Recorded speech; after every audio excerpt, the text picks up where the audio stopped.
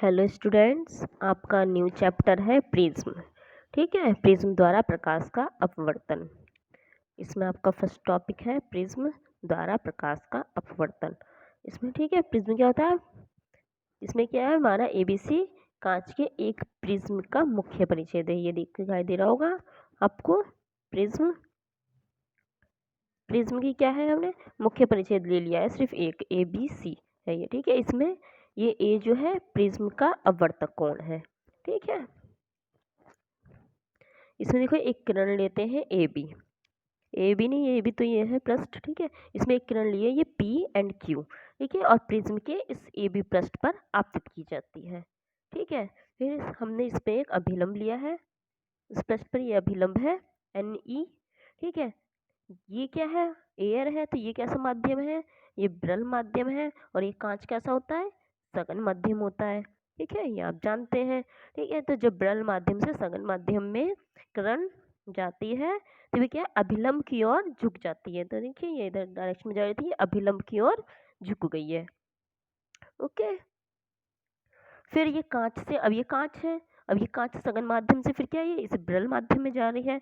तब क्या है, यहाँ पर अगर हम अभिलंब लें तब क्या है, ये जब किरण क्या है सघन माध्यम से ब्रल माध्यम में जाती है तो ये अभिलंब से दूर हट जाती है, तो इस डायरेक्शन में चली जाती है। ये क्या है, ये आपतित किरण है हमारी, और ये वाली जो है ये निर्गत किरण है। ठीक है, देखिए इधर इसमें ये देखिए अब साफ दिखाई दे रहा होगा थोड़ा। इसमें ये वाली जो है ये आपतित किरण है और ये निर्गत किरण है। आपतन कोण यहाँ पर आई है, इधर आई डैश लेंगे। ठीक है, ये रिफ्रैक्टिव एंगल है आर, और इधर वाला हमने ले लिया है आर डैश। ठीक है, तो इस आपतित किरण को आगे बढ़ाने पर, ये हमने आगे बढ़ा दिया है, और इस निर्गत किरण को पीछे हटाने पर ये जिस पॉइंट पर मिलते हैं इस एंगल को कहते हैं हम विचलन कोण। ठीक है, ये एंगल जो है ये हमारा इसे डायल से प्रदर्शित कर रहे हैं हम, ये विचलन कोण है। ठीक है, ये सघन माध्यम हमारा कांच के होता है, ये विरल माध्यम है, और कांच क्या है हमारा सघन माध्यम होता है। ये आपतित किरण है और ये निर्गत किरण है। ठीक है, इसका कोण कितना है, आपतन कोण आई है। ठीक है, और निर्गमन कोण कितना है, आई डैश लिया है हमने। ठीक है, इसमें आगे आपका न्यूनतम या अल्पतम विचलन कोण। अभी हमने क्या पढ़ा था, विचलन कोण देखा था हमने प्रिज्म में, अब इसमें देखेंगे न्यूनतम या अल्पतम विचलन कोण इसमें। ठीक है, देखिए ये आपको वक्र में या इसमें ग्राफ में दिखाई दे रहा होगा। अगर हम ये लें, ये इधर वाला जो है ये आपतन कोण है, और इधर हमने लिया है विचलन कोण। ठीक है, तो जब आपतन कोण का मान बढ़ाते हैं, ये देखिए यहाँ से हमने ये आपतन कोण का मान बढ़ा रहे हैं, तो आपतन कोण का मान जैसे जैसे हम ये बढ़ा रहे हैं तो ये विचलन कोण क्या है, इसका मान घटता जा रहा है। ठीक है, फिर हमने और बढ़ाया और घटा और बढ़ाया और घट रहा है। आपतन कोण का मान बढ़ाते जा रहे हैं तो विचलन कोण का मान क्या है, घटता जा रहा है। पर इस पॉइंट पर आकर, एक विशेष कोण पर आकर ये क्या है, आपतन कोण का मान और बढ़ाने पर, हमने और बढ़ाया तो ये क्या है, विचलन कोण का मान क्या है, बढ़ने लगा। अब क्या है, ये बढ़ना शुरू हो गया। अब आपतन कोण का मान जैसे बढ़ाते जा रहे हैं और विचलन कोण का मान भी क्या है, बढ़ता जा रहा है। तो जिस एंगल पर, जिस कोण पर आप विचलन कोण का मान बढ़ना शुरू हो जाए, मतलब कि एक विशेष एंगल पर आपतन कोण का मान जैसे जैसे बढ़ाते जा रहे हैं तो विचलन कोण का मान घटता जा रहा है। एक विशेष, एक न्यूनतम कोण पर आकर क्या है, ये विचलन कोण जो है बढ़ना शुरू हो जाएगा। तो जिस पॉइंट के बाद से ये विचलन कोण बढ़ना शुरू हो जाता है उसे ही अल्पतम विचलन कोण या न्यूनतम विचलन कोण कहते हैं। ओके स्टूडेंट्स, आपको समझ में आ गया होगा कि न्यूनतम विचलन कोण किसे कहते हैं। इसकी डेफिनेशन सेम यही लिखी हुई है जो हमने अभी बताई है इसमें। ठीक है, ये है आपतन कोण आई।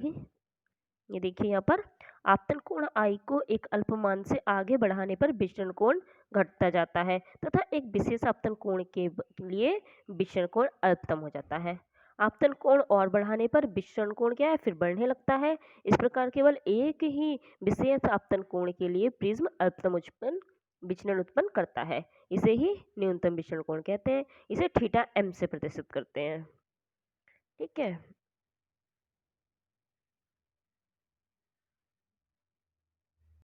नेक्स्ट है आपके अल्पतम विचलन की स्थिति। जो अल्पतम विचलन अभी बताया हमने, न्यूनतम विचलन कोण, इसकी क्या स्थिति है, इसमें आपतन कोण और निर्गत कोण। ठीक है, आपतन कोण और निर्गत कोण क्या है, बराबर होते हैं। ठीक है, हमने ये जो प्रिज्म में से ये प्रिज्म था, इसमें ये तो ये वाला एंगल, यहाँ से रुको, ये वाला एंगल और ये वाला एंगल जो है क्या है, बराबर होते हैं। ठीक है, और प्रिज्म के भीतर अपवर्तित किरण प्रिज्म के आधार के समांतर होती है। ये जो अपवर्तित किरण है ये प्रिज्म के आधार के क्या है, समांतर होती है। ठीक है, प्रिज्म के दोनों अपवर्तक पृष्ठों पर विचरण कोण आई माइनस आर तथा I dash minus R dash बराबर होते हैं। ठीक है, विचरण कोण जो है अपवर्तक पृष्ठों पर ये क्या है, बराबर होते हैं। आगे है आपका प्रिज्म के अपवर्तन के लिए सूत्र। ठीक है, तो ये वही फिगर लिया है हमने, प्रिज्म के आवर्तन के लिए सूत्र। ठीक है, इस फिगर में देखिए आप, ये जो वही कोण है, ये डेल, ये वाला डेल जो है, अब इसको थोड़ा सा बड़ा करके दिखाते हैं। ये जो डेल है ये वाला यहाँ पर, ये देखिए, ये डेल जो है ये इस वाले एंगल प्लस इस वाले एंगल के एडिशन के बराबर होगा, ये वही कोण है। ठीक है, तो ये वाला एंगल कितना होगा, ये वाला एंगल जो है यहाँ पर कितना होगा, ये वाला, ये होगा आई माइनस आर, क्योंकि ये इधर वाला कितना है, आई है, तो इधर पूरा भी बराबर ये आई होगा, और यहाँ पर नीचे वाला कितना है, आर है, तो ये वाला एंगल कितना हो जाएगा, ये वाला एंगल हो जाएगा आई माइनस आर। ठीक है, और ऐसे ही ये इधर वाला एंगल ये कितना हो जाएगा, I dash minus R dash हो जाएगा। ठीक है, तो यहाँ पर अगर हम डेल इज इक्वल टू लिखें इस एंगल में, तो डेल इज इक्वल टू कितना आएगा, ये आएगा आई माइनस आर और प्लस ये वाला I dash minus R dash. ठीक है, यही हमने यहाँ पर लिखा है, डेल इज इक्वल टू, ये लिखा हुआ है आई माइनस आई डैश, ये वाली वैल्यू, एंड आई डैश और ये माइनस आर डैश, ये। ठीक है, इनको आई आई वाले को एक साथ लिख लिया है उन्होंने, और आर आर वाले को एक साथ लिख लिया है, इन दोनों को एक साथ लिखा है और इस आई को एक साथ लिख लिया है। ठीक है, अब हम देखें ट्राइंगल, इसमें वो ट्राइंगल कह रहे हैं इस चतुर्भुज में, इस और इसमें, इस पूरे में अगर हम देखें, ठीक है, इस पूरे में देखिए, इसमें अगर हम देखें तो एंगल ये और ये, इसका एडिशन कितना होगा, 180 होगा, ये हमने लिखा है। ठीक है, अगर हम सिर्फ इस वाले एंगल में देखें, ये क्यू ई आर में, सिर्फ इस वाले एंगल में अगर हम देखें तो देखिए, इसमें ये R plus R dash plus E, ये ट्रायंगल के तीनों कोणों का योग कितना होता है, 180 होता है। तो ये इधर कितना है, ये आर है, और दूसरा क्या है, आर डैश है, और तीसरा एंगल कितना है, ई है, तो ये कितना हो गया, 180 होता है। ठीक है, अगर हम इस इक्वेशन और इस इक्वेशन से देखें या इनकी कंपेयर करें, या फिर इस इक्वेशन में से इस वाली इक्वेशन को माइनस कर दें, तो क्या होगा, इस ई से ई कैंसिल हो जाएगा और इस 180 से 180 कैंसिल हो जाएगा, तो हमारा कितना जाएगा, ये जाएगा, इसमें से अगर इसको हम माइनस करें तो कितना जाएगा, ये R plus R dash minus A बराबर कितना हो जाएगा, 0 हो जाएगा। ठीक है, तो फिर इस ए को इधर ले जाएंगे 0 से इधर, तो ये कितना जाएगा, बराबर इतना जाएगा, ये हट जाएगा, तो यही हमारा लिखा हुआ है। ठीक है, तो ए इज इक्वल टू हमारा कितना आ गया, R plus R dash is equal to A निकल के आ गया है हमारा। ठीक है, तो अब ये डेल इजिकल टू हमारा इतना था, यहाँ पर इसकी वैल्यू कितनी निकल के आई है हमारे पास, ए निकल के आई है, हमने ये ए यहाँ पर पुट कर दिया है।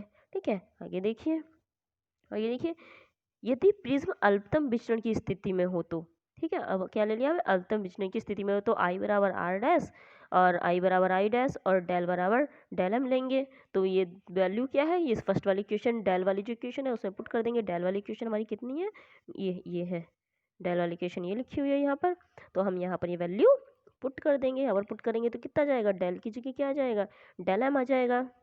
ठीक है, और आई की जगह कितना आ जाएगा, टू आई हो जाएगा, और ये माइनस ये लिखा रहेगा। ठीक है, और इस वाली यहाँ पर आर बराबर आर डैश क्या है ना, यहाँ पर पहले यहाँ पर रख लेते हैं हम, आर बराबर इस आर डैश की बराबर भी इस आर डैश की जगह भी कितना हो गया, आर ही हो गया, तो ये कितना हो गया, 2r हो गया, और ए तो ए की आर इजकल टू यहाँ से कितना हो गया, ए अपॉन 2 आ गया। ठीक है, अब यही सारी वैल्यू हम अगर यहाँ पर पुट करें, यहाँ पर पुट करेंगे तो डेल की जगह हमें डेल एम रख दिया, और ये आई प्लस आई हो जाएगा, तो 2i हो गया और माइनस के ए। तो यहाँ से अगर हम आई इज इक्वल टू निकालें तो कितना आएगा, ये ए पहले इधर प्लस में चला जाएगा, ये आ गया ए प्लस में, फिर ये 2 जो है इसके अपॉन में चला जाएगा, ये 2 अपॉन में आ गया, तो आई की वैल्यू यहाँ से इतनी आ गई, यहाँ से ये आर की वैल्यू आ गई, और यहाँ पर आर की वैल्यू आ गई, आई और आर की दोनों की वैल्यू आ गई। इस नियम का नियम हम जानते हैं, N is equal to sine I upon sine R होता है। तो हमने यहाँ पर हमारे पास आई की भी वैल्यू है, ये यहाँ निकल के आई है, और हमारे पास आर की भी वैल्यू है, ये निकल के आई है। तो हम ये दोनों वैल्यू यहाँ पर पुट कर देंगे, तो देखिए आगे हमने ये दोनों वैल्यू यहाँ पर पुट कर दी है, ये और ये। ठीक है, यही क्या है, प्रिज्म के आवर्तनांक का सूत्र है। ठीक है, हम आगे देखें, अगर पतले लेंस का यूज़ करें हम तो ये देखिए आगे, ये क्या है, पतले प्रिज्म द्वारा विचलन। अगर हम पतले प्रिज्म का यूज़ कर रहे हैं तब देखिए, जब प्रिज्म पतला हो अर्थात इसका कोण ए 5 डिग्री या इससे कम हो तब डेल एम भी छोटा होगा। ठीक है, तो डेल एम भी छोटा होगा तब ये क्या है, sine A plus del M upon two की जगह कितना लिखेंगे, सिर्फ इतना लिखेंगे, A plus del M upon two, और साइन ए बाई टू की जगह सिर्फ ए बाई टू रखेंगे। तो ये इसके आवर्तनांक के फॉर्मूले में हमने पुट कर दिया है, यहाँ पर तो साइन साइन हट गया है, सिर्फ इतना आ गया। ठीक है, जब इसकी कैलकुलेशन करेंगे तो इस टू से ये टू कैंसिल हो जाएगा, और अंदर क्या हुआ, अंदर ए से ए कैंसिल हो जाएगा तो वन रह जाएगा, फिर प्लस कितना आ जाएगा, प्लस आ जाएगा डेल एम अपॉन कितना आएगा, ये ए आ जाएगा यहाँ से। ठीक है, इजिकल टू में एन है। अब यहाँ से अगर हम एन की डेल एम की वैल्यू निकालें तो क्या आएगी, पहले ये वन जो है इधर माइनस में चला जाएगा, ये माइनस में आ गया, फिर ये ए क्या है उसके साथ मल्टीप्लाई में पहुंच जाएगा, ये आ गया। तो यही हमारा डेल एम का फॉर्मूला निकल के आ गया है। इससे स्पष्ट है पतले प्रिज्म द्वारा उत्पन्न विचलन केवल प्रिज्म के पदार्थ के अपवर्तनांक, इसमें अपवर्तनांक देखो एन, तथा प्रिज्म के कोण ए है, ए पर निर्भर करता है, यह आपतन कोण आई पर निर्भर नहीं करता। ठीक है, नेक्स्ट टॉपिक है आपका सूर्य के श्वेत प्रकाश का प्रिज्म द्वारा विचलन तथा परिक्षेपण। ठीक है, जब ये श्वेत प्रकाश की किरण क्या है प्रिज्म पर डाली जाती है तो ये अपवर्तन के बाद क्या है, ये 7 रंगों में डिवाइड हो जाती है। ठीक है, ये 7 रंग इसमें दिखाई नहीं गए हैं बट ये 7 रंगों में डिवाइड हो जाती है। इसमें सबसे नीचे इसी को कहते हैं, इसका विभिन्न रंगों में डिवाइड होना, विभाजित होना इन किरणों का, इसी को क्या कहते हैं, वर्ण विक्षेपण अथवा परिक्षेपण कहते हैं। ठीक है, ये 7 रंगों में डिवाइड हो जाती है। इसमें सबसे नीचे प्रिज्म कौन सा कलर होता है, वायलेट कलर होता है वी। क्यों, क्योंकि इसका विचलन कोण जो है सबसे ज़्यादा होता है, दिखाई भी दे रहा होगा यहाँ पर डेल वी, ये देखिए डेल वी सबसे ज़्यादा है, और आर के लिए विचलन कोण सबसे कम होता है। ठीक है, इसमें सबसे नीचे वी होता है इसकी, इसमें ठीक है ये रंग बनता है बिब ग्योर, बिब ग्योर से आप याद रख सकते हैं, इन 7 रंगों में ये डिवाइड हो जाता है। ये वायलेट कलर जो है सबसे नीचे होता है और रेड कलर इसमें सबसे ऊपर होता है, इसी को कहते हैं वर्ण विक्षेपण कहते हैं, रंगों का इन 7 रंगों में डिवाइड हो जाना वर्ण विक्षेपण कहलाता है। आगे आपका कोणीय परिक्षेपण। ठीक है, कोणीय परिक्षेपण देखिए किसको कहते हैं, इसमें दो रंगों के निर्गत कणों के बीच का कोण, ठीक है, 2 रंग है ये, एक बैंगनी ले लिया एक लाल ले लिया, ठीक है, बीच का कोण, उन रंगों के लिए कोणीय परिक्षेपण कहलाता है। ठीक है, ये कलर ये है, एक कलर ये है, इनके बीच का जो ये कोण है इसको ऐसे ऐसे पीछे लेके गए हैं इसको, ये जहाँ मिले इस कोण को क्या कहेंगे, इसे थीटा से प्रदर्शित कर रहे हैं, ये इसी कोण को कहते हैं कोणीय परिक्षेपण कहते हैं। ठीक है, 2 निर्गत किरणों के बीच के कोण को। ठीक है बच्चों, ठीक है, इसमें हमने क्या किया, इसमें यदि हमने इसमें देखिए इसका प्रूफ भी दिखा रहे हैं, यदि डेल आर व डेल बी क्रम से लाल व बैंगनी रंग की किरणों के लिए विचरण कोण हो तो इनके बीच का कोणीय विक्षेपण कितना होगा, theta equal to del V minus del R. ठीक है, इन दोनों के बीच के कोण को ये भी हम कह रहे थे कोणीय परिक्षेपण कहते हैं, इन्होंने के भी दिखा दिया। माना एन आर व एन बी क्रम से लाल व बैंगनी रंगों के प्रकाश के प्रिज्म के कांच के अपवर्तनांक है। ठीक है, तो लाल और बैंगनी रंग के प्रकाश के लिए हमने अपवर्तनांक ले लिए हैं। ठीक है, तथा प्रिज्म का कोण कितना है, ए है। पतले प्रिज्म के लिए फॉर्मूला हम जानते हैं del R is equal to N R minus 1। अभी हमने ये फॉर्मूला निकाला था पीछे, तो लाल रंग के लिए ले लिया और बैंगनी रंग के लिए ले लिया, फिर del V is equal to N B minus 1 और बाहर कितना है, ए है।